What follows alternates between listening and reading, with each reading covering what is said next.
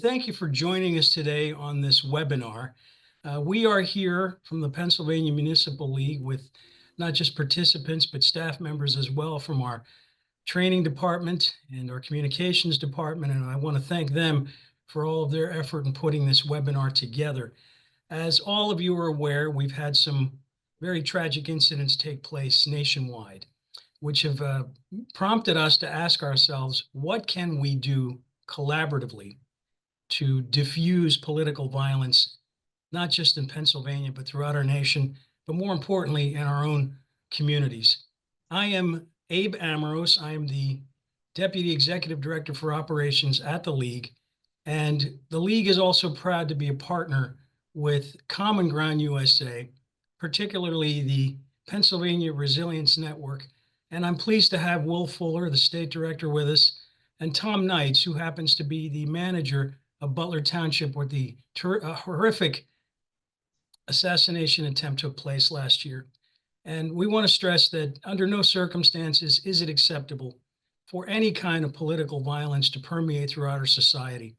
We must endeavor to work collaboratively to take down the temperature in our own communities, take down the temperature with our rhetoric, and discourage any kind of violence, whether that be physical, whether that be verbal.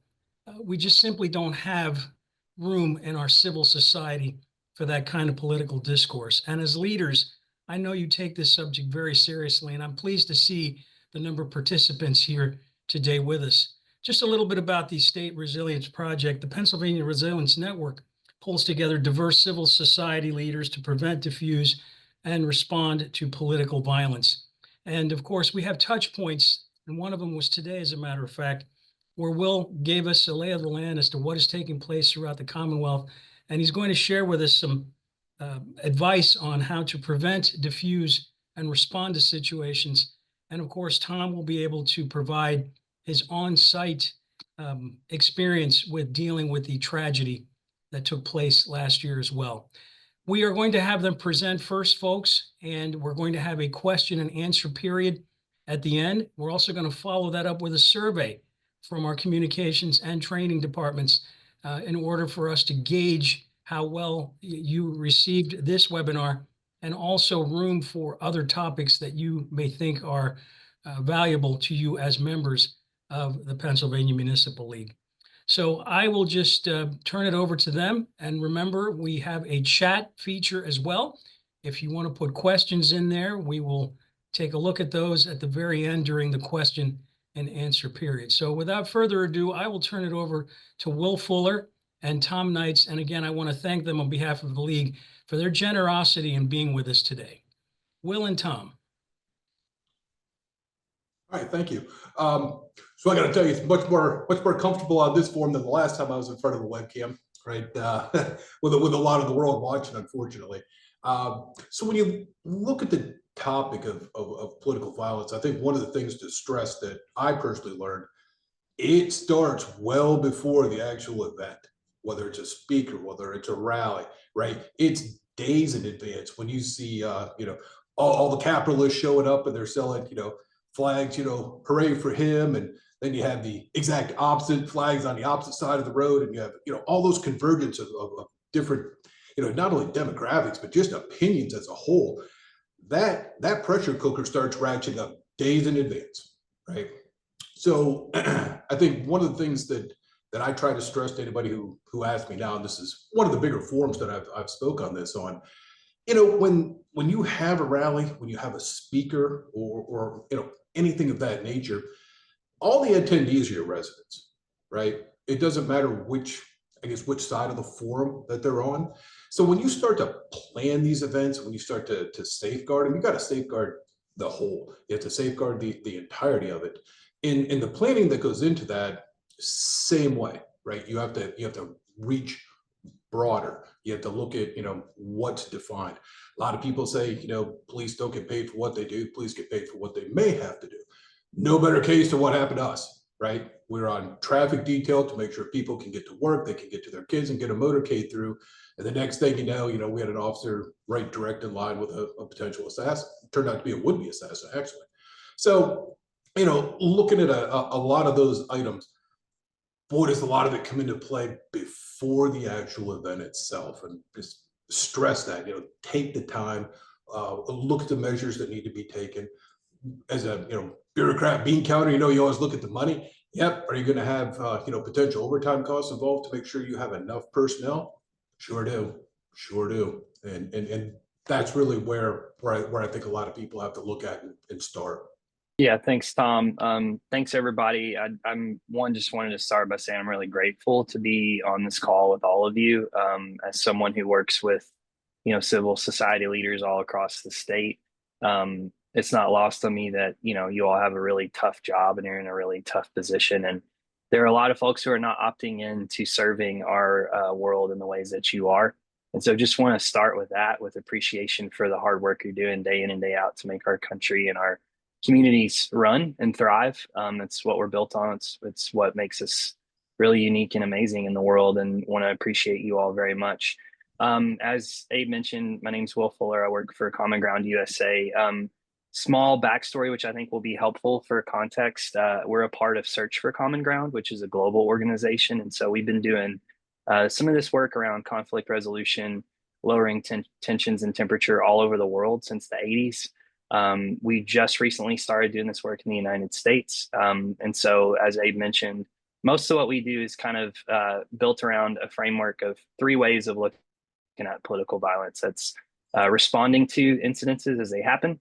That's diffusing potential incidents of political violence before they occur, and then doing the hard work, like Tom said, of prepping beforehand and preventing, the climate from leading to escalation in the first place. I think I'll start just generally with what that looks like in what we've seen best practices from across the country so far, and then talk a little bit about what we saw that look like in Butler, particularly with the faith community, I think is the perspective that we had. So I'll start with prevent, because I think that's the place that is hardest to get to in our imaginations. I know that I'm speaking to folks that are constantly dealing with immediate problems and immediate things that need solving. But one of the things we stress more than anything when it comes to prevention work is to ask yourself the question: who are the people that either have the trust and the confidence of the community outside of government, or who are the people who are on the opposite side of the political aisle from me, who have the trust and confidence of the community? And then how can I build actual trusting relationships with them ahead of time?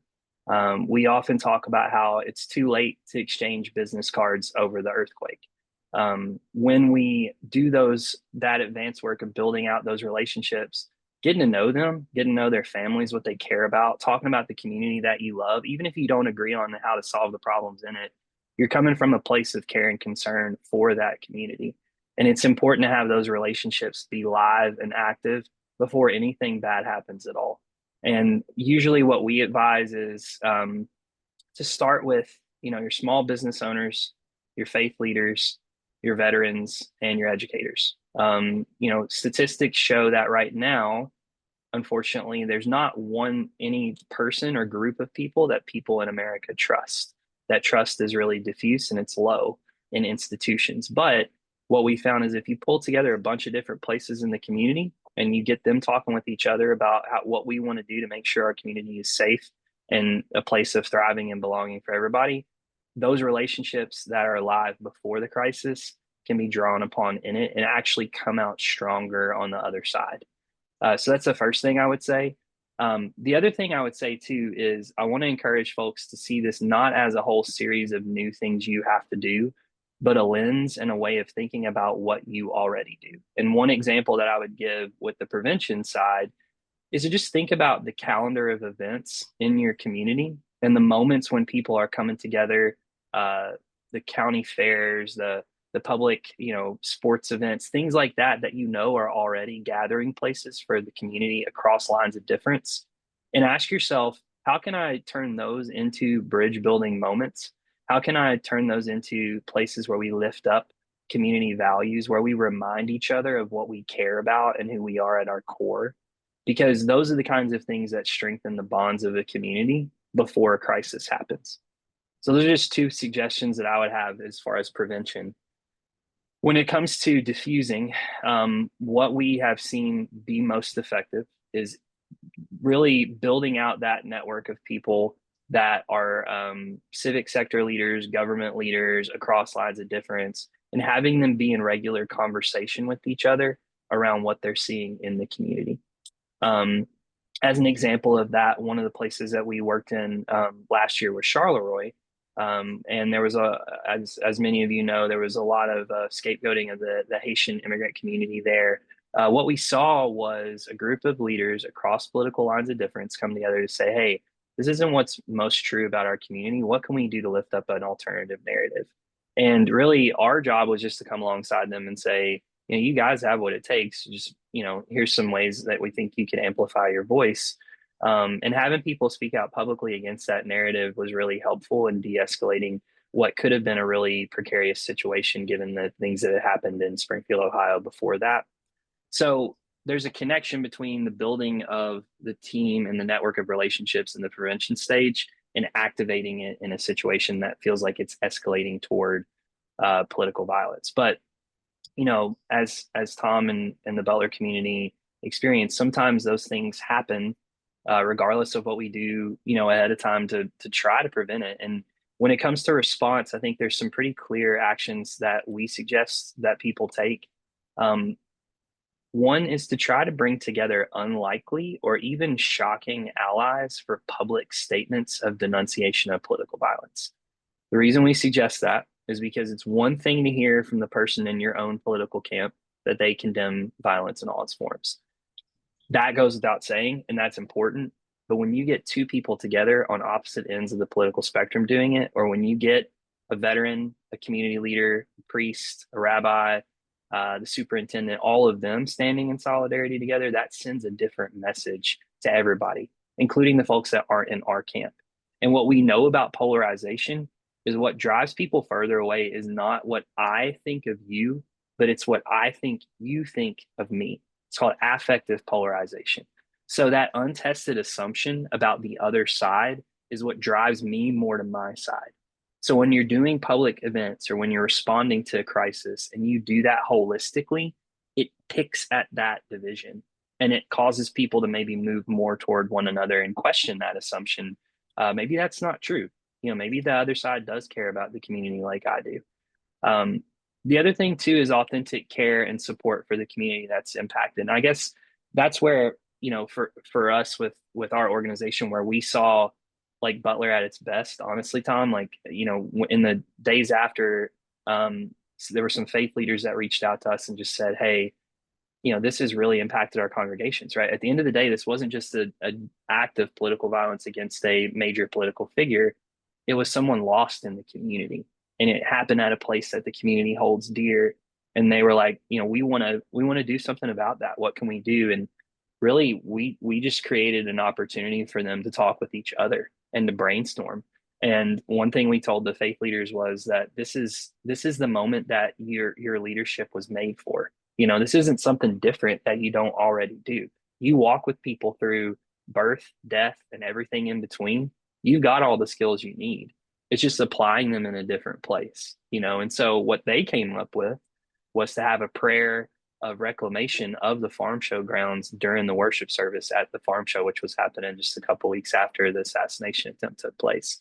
That was all them, and I think the one thing that I've seen that I would encourage you guys in, as you think about, local government officials, as you look at and survey your local landscape, is that yes, there are like difficult personalities. Yes, there are people who really want to see division, but by and large, overwhelmingly, there are a lot more people who are deeply committed to the community coming together.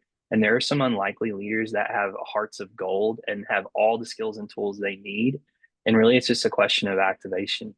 How can you get them in the best position possible to just show out and show forth their leadership?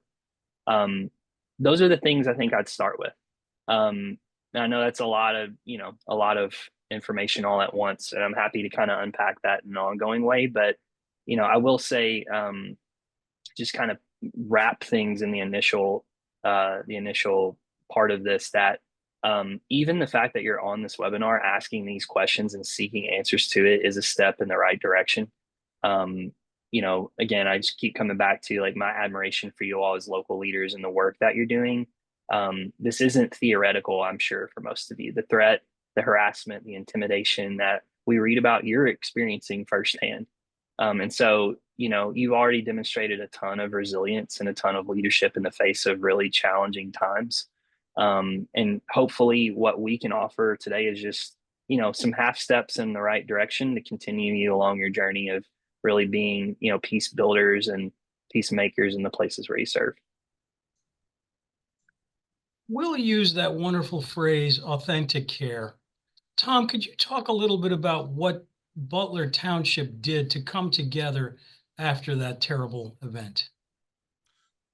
Yeah, I think it took a little bit for for the media presence to actually settle down, believe it or not, because it was it was constant, right? In the folks that lived in that immediate area, um, you couldn't escape it, right? It was every day. Fortunately, what never wavered in this community was the support of our police department and believe it or not, local government as a whole. I think they, looked at what was done, what our responses were, and then sometimes the best response is no response, right? There's no reason to solidify any more divisions. You give the fact. I joke with a lot of people. I gave pretty boring interviews, right? Because I was all fact and no opinion. That's what was needed. And in the same way, those local folks that even had businesses in the immediate perimeter, their support was kind of a catalyst, right? So if these folks that are right there, if they're okay, they're going back to work. They're bringing the public into shop. We can too, and that I think was probably ground line for that movement forward. Certainly not going to forget it, right? But you do have to move forward, and that's where it started. Pivoting just a little bit on that, Will, I want to send it right back to you. When these events transpire, what are the first steps that elected and appointed officials should take to diffuse the results? Yeah, it's a great question, Abe. I mean, again, we're coming from a specific vantage point. Like, we're coming from civil society. That's where we do most of our work, although we partner with, elected officials. And, I would say the first thing is, again, those people that you have live relationships with, reach out to them and one, check in on them and how they're doing. I can't tell you like how many times in the wake of stuff like this, we've had people reach across the aisle and just check in on people in their community, say, how are you? Like, what do you need? Especially if they're people directly impacted by it, right? If they're clergy who have congregation members who have been harmed or whatever, family members that are impacted. Again, I think this is why the importance of having those things ahead of time built out matters, because I think the next question after that is, what can we do about it together? And really in response, after the action has actually occurred, the best case scenario is, one, you get to redefine who you are as a community. Kind of to Tom's point, there's a lot of outside entities and media that will come in, ask questions, start to tell the story of your place without you having control of it. So the quicker that you can get to the place of saying, no, these are the values that we hold, these are the things that we care about together, and we're all standing here to lift those things up again, the better. I think obviously, providing support for people on the ground who are impacted is huge too. In whatever way, like your township or your county government does that.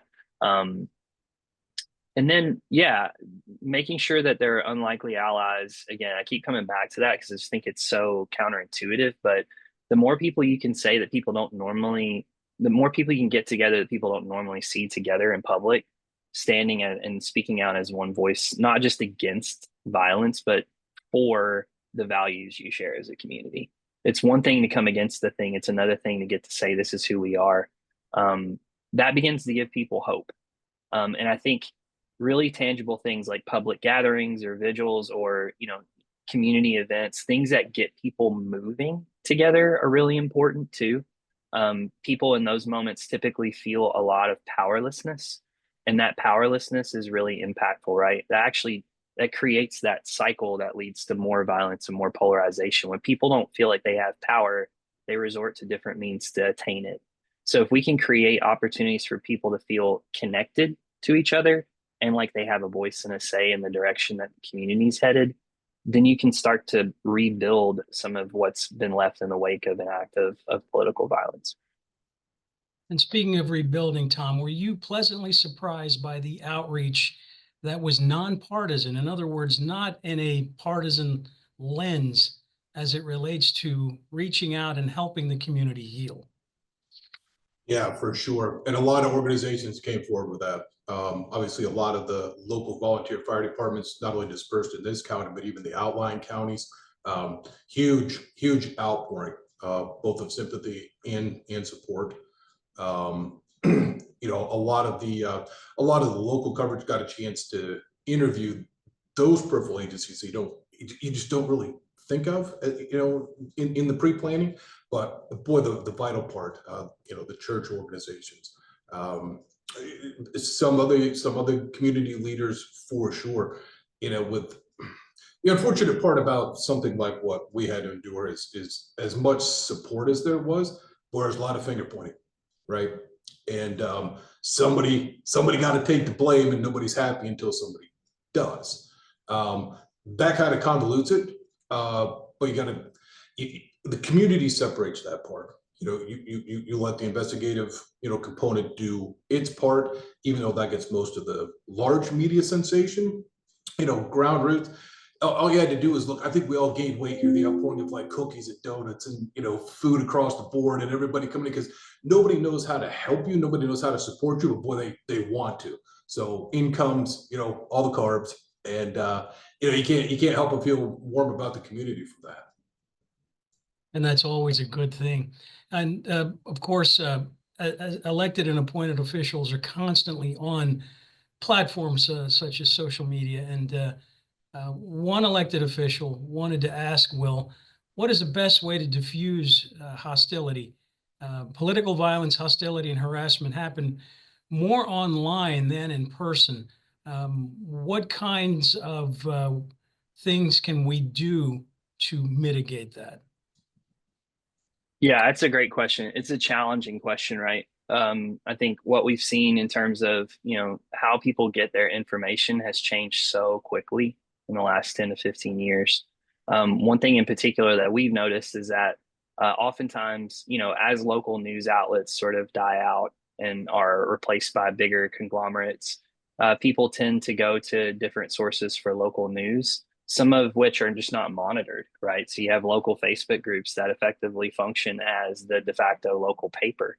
And because people don't often practice best online practices, a lot of times information can get out there that's just not true or distorted or is AI generated and can foment anger or cause tensions to rise. There's also things that people can say online that they would never say in person. Now, some people do, but for the most part, people who are threatening and harassing people online, it's very different what they say in that medium than what they would actually say if people were encountering each other, right? It's a little bit easier to dehumanize someone with your words if they're 2 or 3 steps removed from you.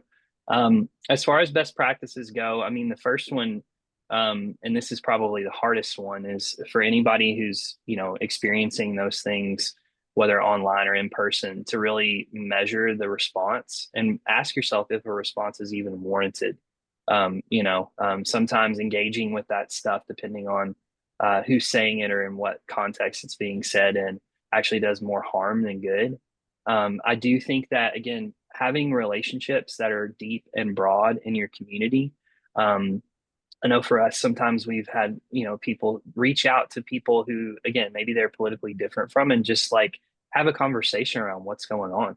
Here are the things I'm experiencing. Here are the things that I'm getting online. Like, what can we do about this together for our community? So rather than addressing it one-on-one with the person who's sending that harassment your way, I think the pivot I would offer is try to build like a broad coalition with people who may have access to the people on the other side of the political aisle from you, that may see you as less than human, but maybe see that person as someone they trust and respect. And when you build those relationships, oftentimes what we see is that the person actually that you've built the relationship does the credentialing and does the like managing of message for you. And it's different coming from someone who's in group, right? What we often say with our leaders is when you're looking at threat, harassment, et cetera, and online messaging in the wake of an act of political violence, the first thing you need to do is manage your own voice, what you're saying. The second thing is you need to actually talk to the people that are in your camp that are saying problematic things, and to try to, tone them down and talk down, what they're saying, and lower the temperature there. Um, it's an ongoing thing. It's something that we're still, actively tracking and learning about as far as responses go. So I'm happy to follow up more in depth with people about that if they have, further questions about other actions that they can take. Very good, very good. And Tom, back to you for a second. Will mentioned local news. Now, studies have shown that most people have more of a trust factor with local news. What was your experience with the local news media after the event? And talk a little bit about how that relationship has been maintained since it occurred. So I can tell you at the onset, the first probably 72 hours, local media was overrun, right? All of the both national news, I'll call them the mercenary media, right? Who actually are out there trying to sell stories to nationals, international, right? BBC ended up setting up camp in our parking lot. Our parking lot, which goes around the entire perimeter of this building, was empty through the day. We had all media out at the site. By 6 o'clock, when all the investigative people went home for the day, they moved right into our parking lot. Best thing they waited for in the morning was 8:30 when you open the door because they all come in to use the lobby bathrooms, right? So local media in and of itself really got squeezed that first time period. Local media is the only one that stayed with it afterward, right? Media is very fickle. Once there's no more headlines to be made, they move on. The local media is one that covers, the people that were impacted, doing the interviews of actual attendees, getting just staying with it, staying with the local component because that's what they do. So that was real beneficial, once that time started. Kind of unfortunate how how the media scenario went that first 72. I mean, I got door knocked at home. I got, followed around. I had calls that went to my parents. I grew up in rural Northeast PA. My parents were getting calls from media, trying to get contacts. I actually had neighbors call me at home when they let me know when vehicles had moved away from my house to where, it was safe to go home without, any kind of harassment. So that's what you get. That's your first 72 hours when you have these types of events. You don't get that from the local media, so eventually when they took over, getting messages out, getting more of the factual components, that started to become a reality afterward. And there are phases to this, of course. Will, in your experience, and Tom mentioned the next 72 hours after the event took place, after the incident took place, how does one pivot from that kind of reactionary role to a healing mode? Yeah, it's a great question. I think first things first, you got to go at the pace of your community. I think with stuff like this, you can't jump too quickly into, you know, what comes next without first addressing like the real trauma that's going on, and to hold that and to sit with that. I do think people, again, when they experience community loss, tragedy, etc., they oftentimes are looking for places and spaces of belonging. Anything they can do and anywhere they can be together to process this together. So I think it's important to make room for that. I think it's important to engage multiple leaders across your community and being present for that, and not just being present, but reinforcing the positive messages and values that you want to uplift. Because long after this incident is over, you're still going to be telling each other who you are, and in that moment, you're going to see, these moments have a way of kind of revealing the cracks in our boat, so to speak, right? These moments of testing, they show us the resilience that we have or that we don't have locally. So making room for people. I think this just speaking as someone who has worked with clergy and faith leaders for a long time. This is the moment when your faith leaders are going to be stretched to their max capacity. and your first responders. So making sure that they have the support that they need to navigate this well, making sure that you're lifting them up and thanking them is important, because they're going to be on the front lines of really emotionally dealing with what's going on in the community.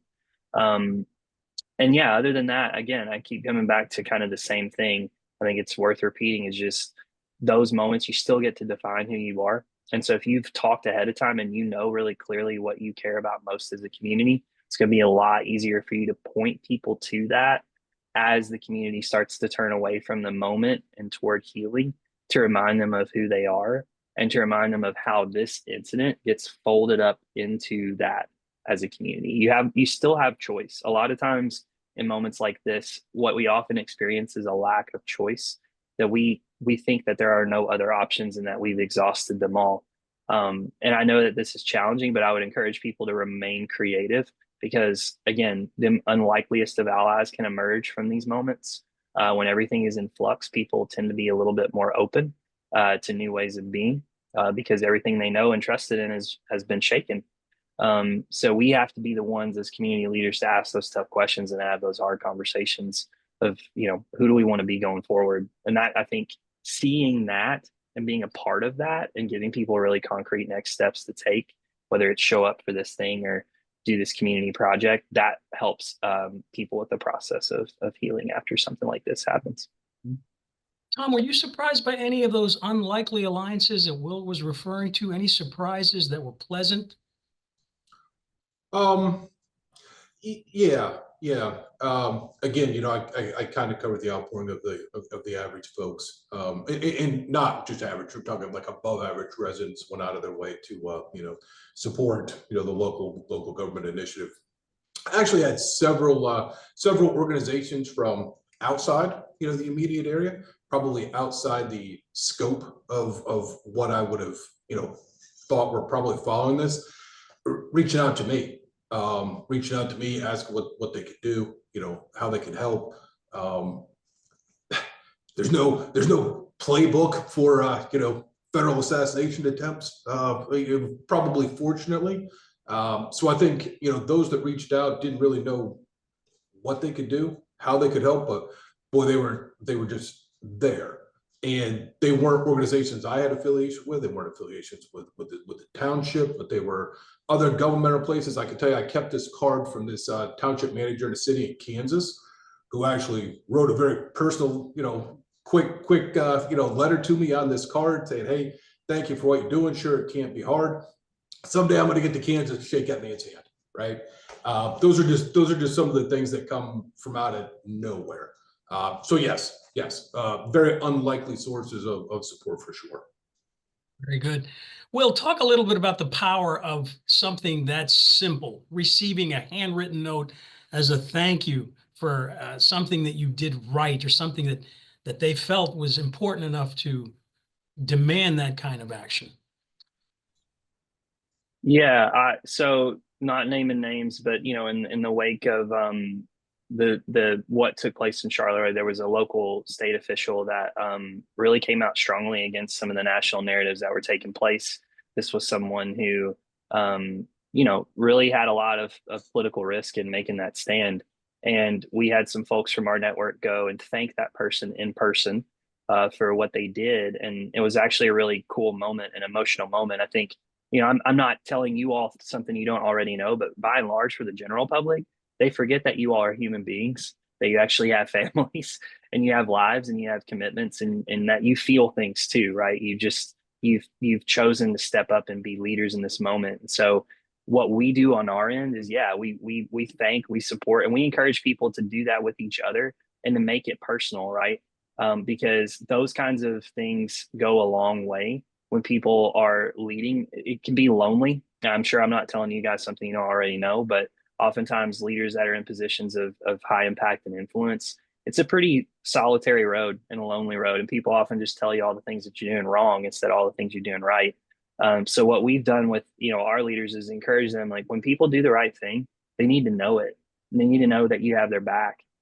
So what we're working on, hopefully, is, to have more people in communities across Pennsylvania, from the business community, from the veterans community, from the faith community, who are actually wind in y'all's sails that are telling you specifically what you're doing right, and thanking you for the job that you're doing. But that Charleroi example is the one that felt most significant to me, because there was a real moment of emotion between two people that were on opposite sides of a political party, which is really cool. Absolutely. And that is an excellent segue to my next observation. We had someone in the chat talk about his role as a code officer, where emotions sometimes run high and folks come in with a hot head of steam. How do you diffuse that one-on-one with a code official, or any staff member for that matter, within a municipality? And I'll open it up to both of you, because obviously, like you said, people's attitudes are swayed by what's going on. And sometimes they don't verbalize that in the most constructive fashion, and they take it out on our public servants, which is not an appropriate thing to do. But they, being trained, and obviously individuals in the community, they understand that there's frustration out there. But how can we help them diffuse some of that tension while performing their jobs at the same time? I'll open it up to both of you on that. Yeah, I'll jump on that. So when I first started my career in government, I actually was a code enforcement officer. So I know exactly what this is. You get some folks that no matter what, they will not accept being told what they can or can't do on their own property. And how many times you heard I pay my taxes, right? That's just the nature of those types of complaints. Diverse ways of how I've done with it in the past. I can tell you now, because I think I've got a pretty good demeanor. Not everybody can just take those with a smile on their face, right? Any negativity that goes in this office, I don't care whether it's a phone call or somebody coming in, they come and get me, right? I handle all those. You want to use profanity to one of my employees, you're going to talk to me. I'm the only one empowered to respond with profanity if need be, right? Some people need to be talked to on the exact same level that they're coming into the door at. Not every employee should be doing that, probably, right? So there's a cautionary to that. But I think one of the bigger things you got to do, I don't do it from behind a counter. I go right out in the lobby, right? We're talking as two individuals face to face. And you would be surprised just with that motion being on their terms and their space, boy, you can diffuse it pretty quick. Yeah. Will? Yeah, I would just second everything that Tom said. I think, the caveats we often give is all of the things we recommend. One, for you as an elected official, you have to draw good boundaries for yourself and what you will or will not do.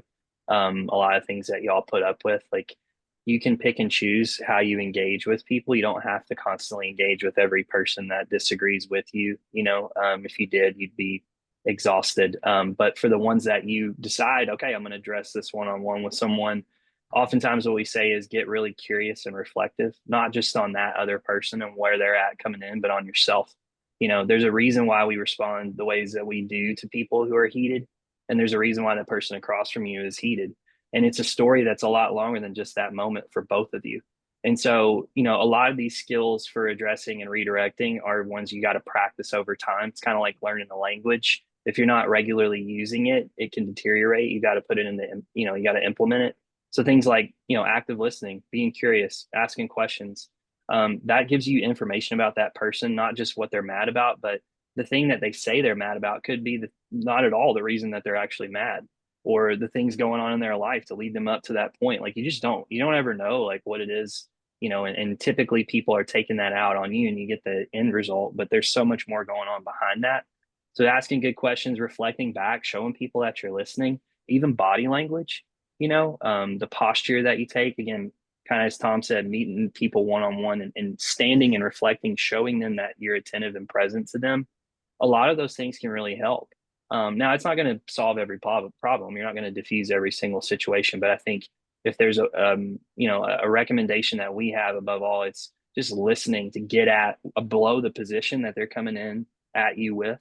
Underneath of that, there's needs and interests. There's something going on that they think they have to have, right? Or think that they need.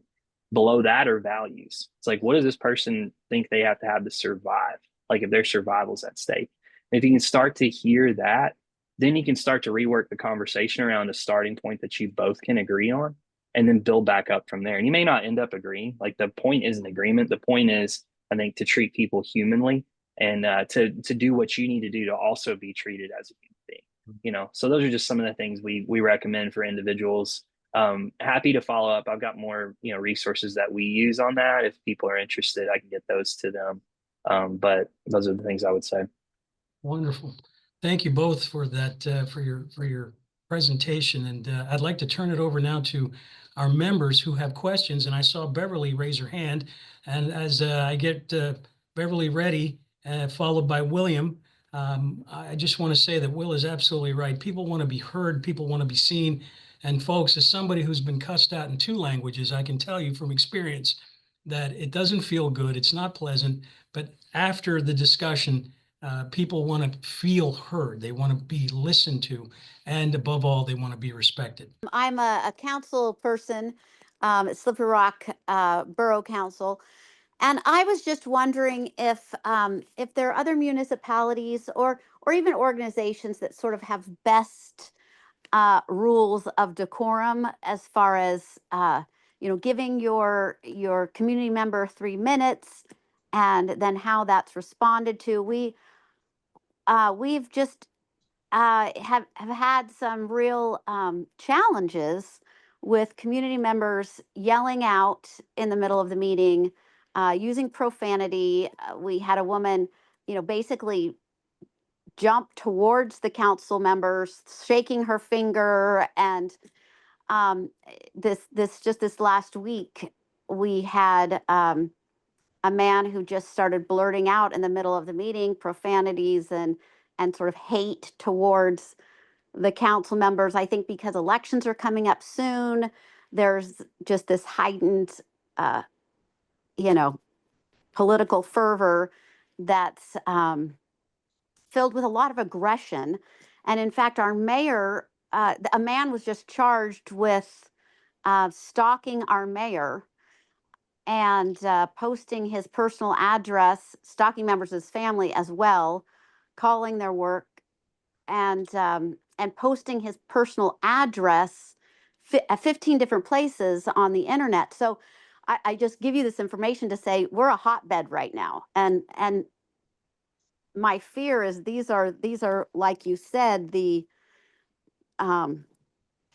we need to do some prevention before something more catastrophic happens. And I'm wondering if at least in the meeting we can have some sort of rules that if this line is crossed, you're asked to leave, or we don't appear to have anything like that. So the gavel gets hit by our president, but nothing happens.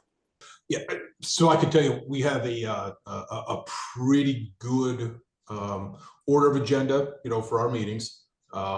We give public comment twice, right? And sometimes this can actually help you.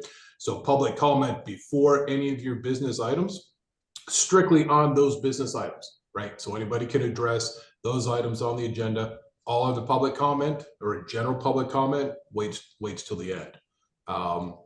We give a 3-minute window for people to speak. That window can continue if our commissioners engage in conversation. But like I caution a lot of people, it's public comment, not public Q&A, right? Okay, that's You're good. there to give your 3 minutes and that's it. To be perfectly honest, our police chief is always present at our public meetings. Oh, okay. So in the event that our president drops the gavel and it's time for somebody to go, they go. So in the case of someone just yelling out in the middle of the meeting, would they be asked to leave? Would they be? Probably depend on the nature of the comment. Okay. Right. That's a big component, is trying to look at whether someone's trying to make a point or somebody's trying to make a disruption. Right. Okay. If somebody's trying to make a point. My own opinion is you'd say, hey, wait for public comment, knowing that there is a bona fide opportunity for them to get up and say, hey, you suck, you need to do this, whatever's on their chest, but they're given that form, and that as long as they stay within their behavioral component. If they're yelling profanity, right, if clearly they're doing nothing but there to usurp the meeting, disrupt the meeting, defame anybody, then then they gotta go. Okay. Tom, let me just ask you, if the meeting starts getting out of control, is it easier to recess and then take care of the situation rather than continue with the proceedings? Do you find that useful at all? So I have sat in some pretty contentious meetings for the longest time. The expansion and permitting of Marcellus gas wells, right? Real hotbed topic. Actually had an individual come up to where our DIOS is, where the elected officials are, and lay down on the floor. Right there you go. Could continue with this meeting. You know, huge disruption. Continue to have the meeting. Ultimately, yeah, you know, the meeting was actually adjourned early as a recess meeting to reconvene at another time. And then, you know, you got to go through the, you know, legal notices to redo your meeting. I can honestly say I have never sat through a meeting, with that one exception I just gave you, to where the rhetoric was so venomous, right? That it felt as though the attendees of the meetings were in any kind of danger, right? And that we had to take those kind of measures. I knock on something hard. Never have I had to sit there for one of those. And for the benefit of everybody in the chat, Mark wanted to chime in that it's a misdemeanor to disrupt a public meeting. They should be warned and provided an opportunity to leave on their own accord before you go down that road. And Ken Lichtenstein also asked if it would be useful to do Zoom meetings, whether you find those to be something that's becoming more common today. Will, what are your thoughts on a Zoom meeting where it's two-way or one-way for that matter? I think there's advantages and disadvantages. I mean, advantages are there are tools that you can use to really balance participation and safety, right? Whether that's what we're doing here with Q&A or breakout groups, or, you know, even just like making the login to the Zoom, you know, to where people have to kind of know how to access it. I know there's folks that we've talked to who their rooms have gotten, you know, like dropped in by like random people who just started shouting obscenities and things like that. So I would say, you know, if you're going to go that route, you have to make sure you're going to do it well. The other thing I would say that we know about Zoom is that, you know, you're really only engaging 2 or 3 of your 5 senses in Zoom. And so there's still the opportunity for stuff to get lost in translation and for people to misread intentions or words or things like that. That doing things in person is still, I think, helpful and useful for humanizing. If it gets to the point where it's like endangering you or the people that you're working with, I think it's a good option. I would just say, you know, if you do it well. Don't just do it because it seems like a good idea, but, you know, actually look into, you know, how do you facilitate Zoom, knowing that there's challenges in connection, to actually make it a good experience for your council members or your commissioners or your leadership and the people who are involved. Mm-hmm. And kind of piggybacking on that, we had an attendee ask if borough council members can prohibit firearms to be brought into meetings. What are your thoughts on that, and how well that's worked throughout not just the Commonwealth, but throughout the nation? Have you seen folks asking that specific question? For me, Abe? Sure, you can answer that, Will, and then Tom, I'd like to well, I would defer to Tom. We have not had that specifically as something we've talked about with folks on the ground. Okay. Tom, have you had anybody ask that question at all? Because I think it's a common one for some municipalities throughout the state. Yeah, we have. And what our legal opinion that we operate by is, long as someone has their, you know, carry permit, which is always contentious even when they need a permit, right? So not to traverse on the Second Amendment, but you can't prohibit a legal gun owner from having them in public buildings. No. Very good. Okay. Do we have any other questions of participants that are on right now, either through the Q&A function or the chat function or the raised hand function? Okay, we've got 2 participants that have raised their hands. Okay. I didn't see their names. Paul, you should be able to unmute now. Okay, go right ahead. Hi, my name is Paul. I'm from a very small community, Shoemakersville in Berks County, Pennsylvania. And we don't get much participation with our meetings. And maybe like most of you and the majority of you, when we do have a great turnout, it's because there is a large debate and a large disagreement on decisions that need to be made or are going to be made or have been made. But I do believe it's a two-way street. When it comes to the public is coming in to be heard and to be respected, and council wants to be heard and be respected. But I also think that council plays a large role if they're not being the leaders in decorum. And how do you change that? Thank you for taking my question. So I can say my experience with those meetings is when the public comes in mass like that, the expectation is that those elected officials that are in front of you, they are the expert authority, have whatever knowledge is necessary to make the decision at hand, right? So don't let the public down. Make sure that those elected officials are in fact armed with all that information. The worst thing that can happen, in my opinion, is that somebody from the public asks a question and you got 5 to 8 pairs of eyes just looking holes in you trying to figure out who's going to answer. Ideally, everybody can answer. It's just a matter of who jumps on it first. That's probably the best credibility advice I can give is your elected officials need to know pros, cons, all the facts involved with whatever decision is at hand. Yeah, I would just add that I think there's two things. There's one, there's a skill component. Two, there's a relational component for folks who are serving. One, I think the skill component is however you can to make sure there's resources and opportunity for people to train in best listening practices, how to have civil conversations, how to de-escalate. Like, again, we can't put people in positions and not give them what they need to do that successfully. We do that a lot with different groups across the state. There are other groups that do that probably better than us, I would say, but there's a lot of good resources out there. But just like being intentional with getting good information and skills in the hands of your leadership so that they can even have the chance to practice it. You can't do well what you haven't had practice in. The second thing I would say, the relational component, which is a little harder, is, my question would be like, what kind of relationships do the local officials have with one another? Were there contentious elections? Were they at odds with one another about things? Like creating room to hear from people about what they care most about their community, to get to know them as human beings, which is extremely hard to do.